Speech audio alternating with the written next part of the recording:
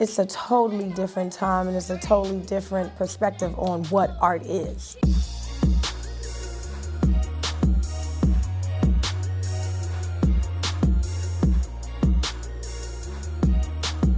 Pay attention to your schoolwork because there's nothing that you could get forward to if you don't have an education, because you could be out here like don't have no job, don't have no car, don't have no house. You could be homeless. I don't want that for nobody.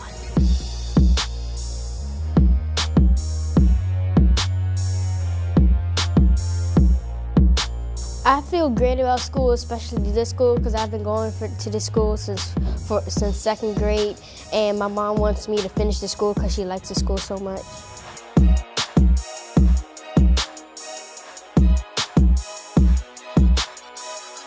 I'm pretty excited because I'm going to like sing in front of a lot of people.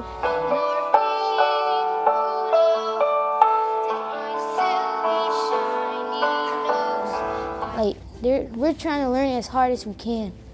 Hard work, long hours, consistency, and commitment are the things that paid off. This is Southeast, so like it's very ghetto.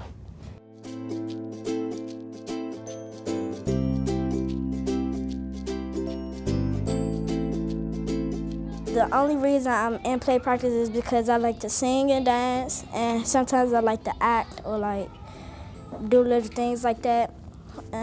I think that's a place where I could do that at. You know, it's hard. A lot of my kids quit because they was like, it's hard, it's too hard. I didn't know it was gonna be so many hours. I didn't know it was gonna be, you know, so many things going on. Well, rehearsals, because like it's so many little kids. The little kids just keep on running around. They're not listening to Miss Price, and sometimes they learn something the next day, and then the next day they don't be there. Why we have to do the same things over and over again? Because it's rehearsal and practice makes perfect. And even if you couldn't do something last week, if you keep practicing it, eventually you can do it, because you know they have to have the I can mentality, and a lot of them don't. I like the Christmas play. I like cheerleading. I like to move around even though I'm fat. Well, I'm not fat, but just like I'm thick, so like I can't but I could do a lot of things, but I don't know.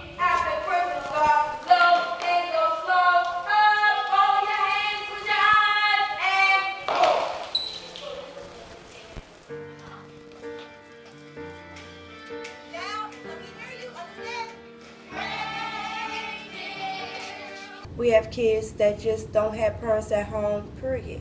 And I think the art program will help them get a lot of the stress that they're dealing with at home. It'll be something that they can just communicate, you know, relatively in the arts program. A lot of the children come from homes that may not be their own from birth, as in they are in foster care. They may not even have a home. Some students are homeless. Some students come from drug-addicted backgrounds. They also come from homes of domestic violence or broken homes. Well, my dad, he's not in my life. That's probably the reason I'm mad. I'm real mad. I had a student show me a picture of her dad, and looking at the picture, I was like, oh, that's a Jill flick. When they go home to do homework, or if they're rehearsing lines, or if they're working on a song, there's no one in that house that wants to hear what they have to say, because oftentimes people are dealing with depression, they're dealing with economic disparities and all kinds of situations that just a child shouldn't have to go through. Fathers that have been shot and killed and passed away, deceased, they let you know. They don't have kids are almost like an open book. They let you know more than enough information at times. He locked up. I have a dad, I have a mother, I have a whole family except my uncle. He blind too. I have a twin. I got a brother and a sister. We all got 6 brothers and 1 sister. But I think that if that energy is, you know, stirred in the right direction, it could be useful, especially in my field. The arts helps a child to grow, to reach beyond what is in their view and see the impossible, to realize the impossible, and to help enhance their self-worth. I'm an artist. I am from Anacostia. I'm from right around the corner. I went to this elementary school. I came back because it's my old elementary school. And they're starting something in DC called DC Art Turnaround Schools.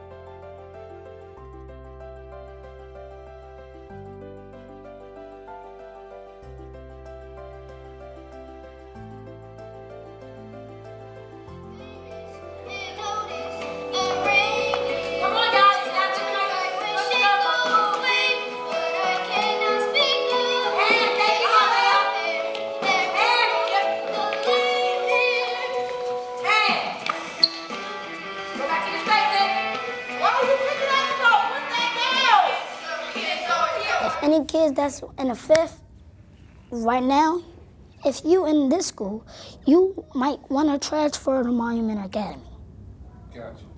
Because they got bigger art classes, bigger computer classes, bigger classes, and the classes are teaching you a lot. No, I'm the one who's telling people what to say and stuff. I'm helping Miss Price with the play. Growing up here, and I grew up in the 80s. It was a crack epidemic. Coming to school, it's a wall right around the corner. That wall would be filled with drunks and drug addicts, leaning real heavy to the right or the left, or, the stench of alcohol. And we had to pass them every day to come to catch them, to come to school. We didn't, I didn't have the support where I was in everything. I did everything. Pom-poms, cheerleading, dance, played the clarinet. And even with a positive, a nice home environment, my mom wasn't able to attend a lot of the things that I did as well because she was so busy working. It's the week after Christmas. What is it? Ouch, ouch, ouch. It's the week after Christmas. The thing about working with this particular population is they are very enthusiastic about a lot of things and they soak up things like a sponge, but we really, really, really need extra support and reinforcement from the outside surrounding community. Some families on this side of town, this demographic is dealing with a lot, so parents have to work. I was screaming, oh, they're not supporting, but if their brother is picking up their kids, they got to leave when their brother can pick up the kids. My children attend Ketchum Elementary, and I have 3 who attend there. Among those 3, I have 1 who is in the arts program. I think a big challenge would be when you have multiple children and you have them at different schools, and especially if they don't offer that aftercare where your other children can go and be allowed to sit in doing that extracurricular activity with the other siblings, could really be a challenge, or traveling back and forth between different schools. Arts is a great reinforcement just to enhance what already exists inside of the children, but they really, really need extra reinforcement and support outside of school. If the kids are stressed at home, this is something for them to get away from the stress at home.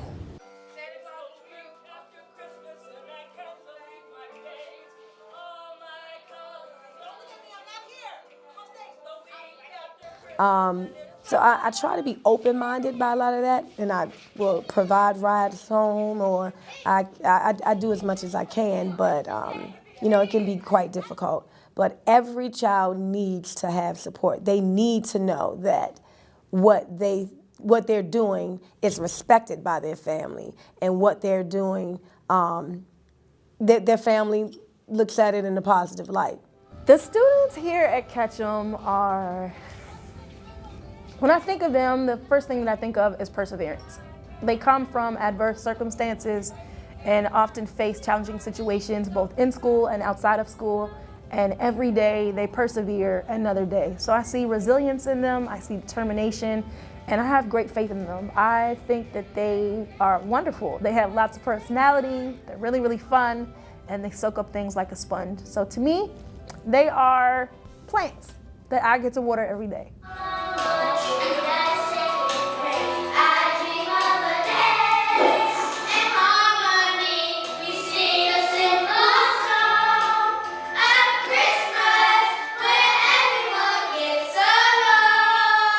Kids are, they breathe their parents, or they breathe their environment.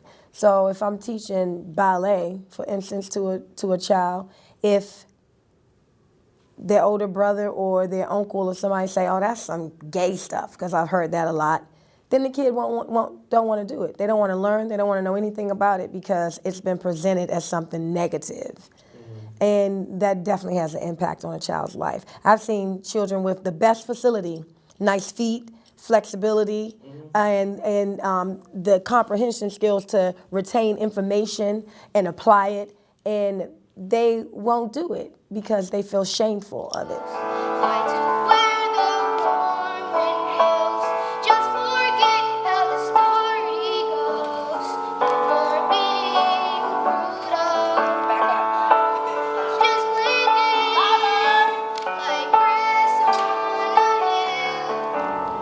I'm one of the good people in my class. Some auger and they just talking about stuff. Why do we have doing this, doing that? Because it's like they all auger and I don't barely auger. They're not bad kids, they just make bad choices. Me and my friends fuss and fight, but at the end of the day, I go up to them, I apologize, and we go about our business and have fun and stay kids. But these kids literally need maybe a mentoring program, but they need somebody to let them know, hey, you're doing the right thing. I'm proud of you for doing something like this. Let me help you with it. What are your lines? How can I help? My mentor wasn't a teacher, but she was with the school, but she wasn't a teacher. Last year, mentors, they took you out to certain places, like on the weekends, they take you places like, they take you to the movies, you pick a friend to go to the movies with you, or family members. They bought you stuff for your birthday and for Christmas and for different holidays. They talk to you through what you've been doing in school and what's bothering you at a certain time, and they just help you out, and then like they give you different things. That's all the mentor be doing.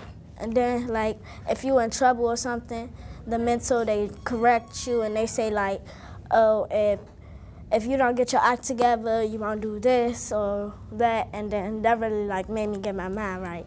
Twas the Night Before Christmas is a holiday musical about the North Pole, Santa, elves, and reindeer. The elves and the reindeer don't get along, but in the end they realize they have to work together to save Santa, and they learn to appreciate each other through the process. With this particular production, it's been a journey. The children have been working really hard. I've started to see new personalities emerge and new skills emerge for each of our students. I've noticed a little bit of improvement when it comes to reading and also just social skills and interactions.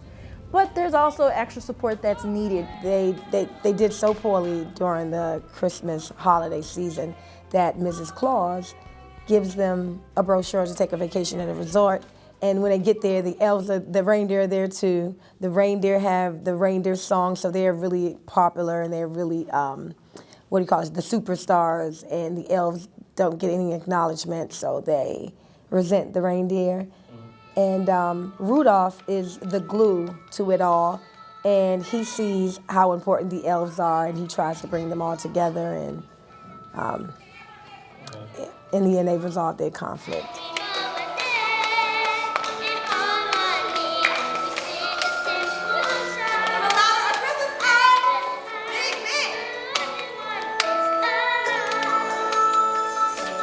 I feel like the children here need to understand teamwork and conflict resolution, and to begin to look at another point of view besides the one that they're so familiar with, which oftentimes is a very negative perspective on life. I don't have no problems with nobody. It's just like I have a bad temper.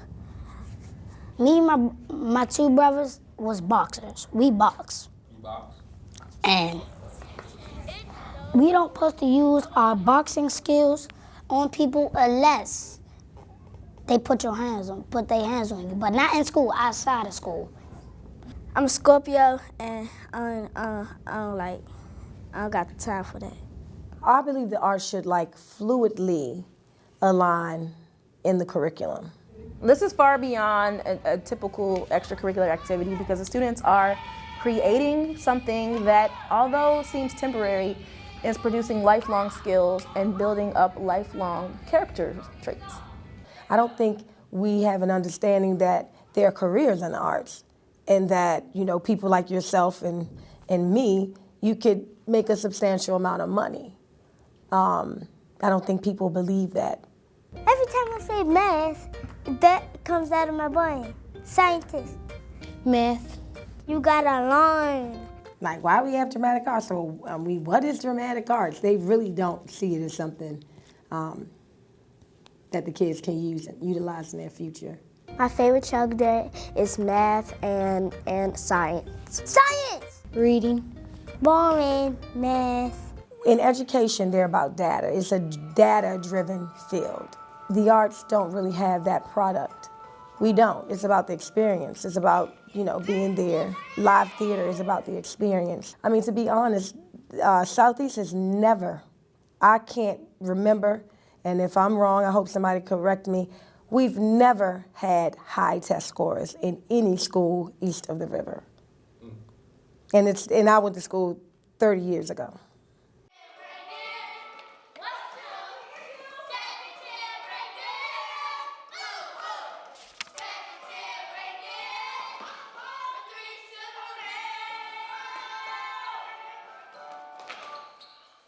If I didn't know how to read, I wouldn't know what I wouldn't know how to pronounce a word to sing. And I wouldn't know how to do different steps if I don't know what they're called. I can't get to the play if I don't do good in class. I probably miss practice. And the next day, if I keep on being bad, my teacher could even tell the play manager that I can't be in, or tell the principal. Or the principal might even say I can't be in myself. We don't have a lot of citywide school initiatives or citywide, we're coming together. I was in a group called DC Youth Ensemble. And if you were a little kid in the arts back in the day, you went through DC Youth Ensemble. We have DC Youth Orchestra. You have a lot of those big programs that we all wanted to be in. And in the summertime, we had DC Artworks where your summer job would be a play. I grew up seeing street theater. Mike Malone used to direct that. It's the week after Christmas. It's the week after Christmas. It's the week after Christmas. Yeah.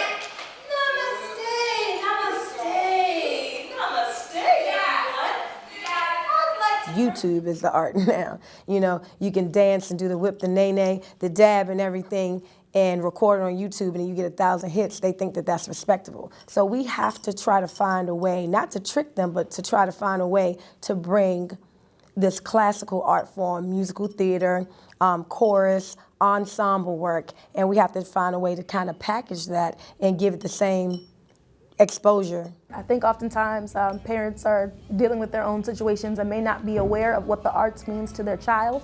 So consistent support from both parents, families, and the surrounding community, also the in-school community, would definitely enhance the performance. Everybody in the school is bombarded with program after program. We have APTT, we have RTI, we have at least 9 programs that I can think of just off the bat.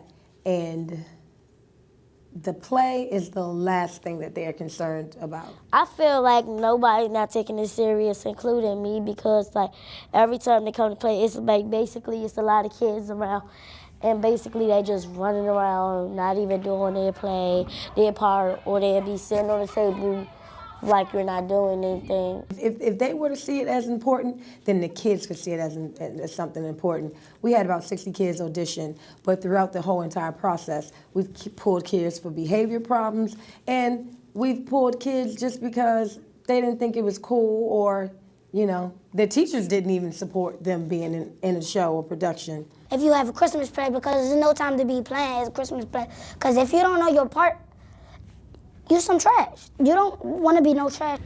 I don't think it would be so much of a stress at home. I think if the child really want to do it, they will go through it and rehearse their lines. We had that problem when we did the Christmas play, but you see what our kids did. They came out with it and they had the lines, and it was no problems. The most important resource would be money. That definitely helps things go a lot easier in terms of providing resources for the children, costumes, opportunities to see productions, to create larger productions, to travel places and things of that nature. But time is also important. So giving your time consistently is more than enough. Well, the amount of funding that it takes, needless to say, we don't have that. As well as, there's a lot of a lot of your own money that you have to put into projects like this, because there's always little extra things needed. And if they aren't there, they make a difference. They're like manipulatives. It's like teaching somebody how to do math. Sometimes you need the little blocks so they could push 1, then 2, then 3, and 4 to count to 4.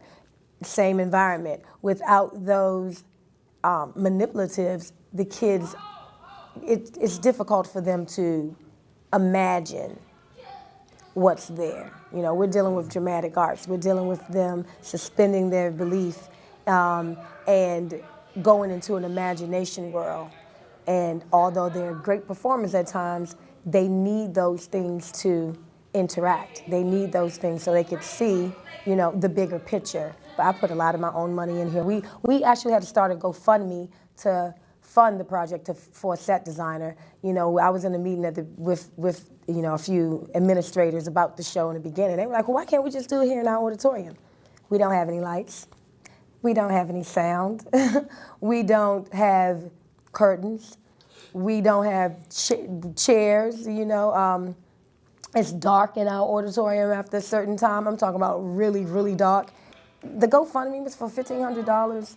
We didn't reach our goal, but the technical director is sweet enough to provide us with some in-kind donations. The Arc Theater provided us with some in-kind donations, so we got the Arc at a special discounted rate. So they're sponsors in all of this. But a very, very small amount of school funds were spent on this production. This is something that was almost totally funded outside of the school.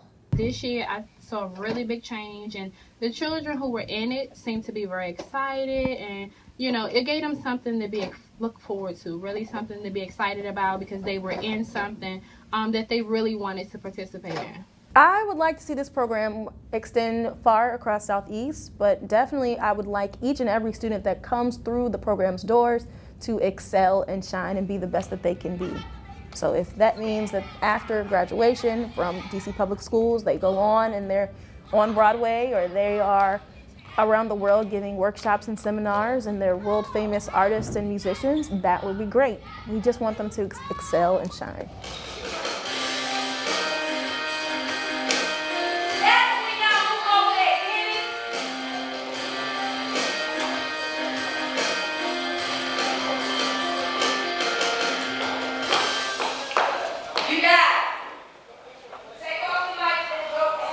So I wanted my kids to experience something different. I wanted them to go into a professional theater. I wanted them to see what lights look. I wanted them to be mic'd. I wanted them to have that true artistic, professional experience so they could, you know, respect it a little bit better or see it in a different light.